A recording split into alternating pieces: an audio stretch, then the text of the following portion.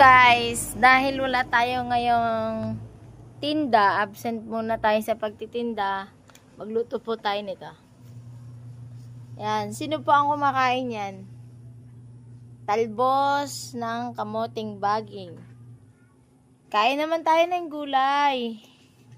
Pangpahaba ng buhay. Yan guys, syempre, gigisa natin dito.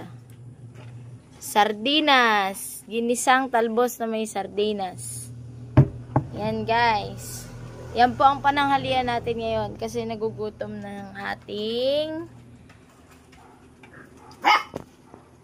mahal sa buhay. Hello ka naman dyan. Yan. Siya po naglalaba. Ako naman magluluto.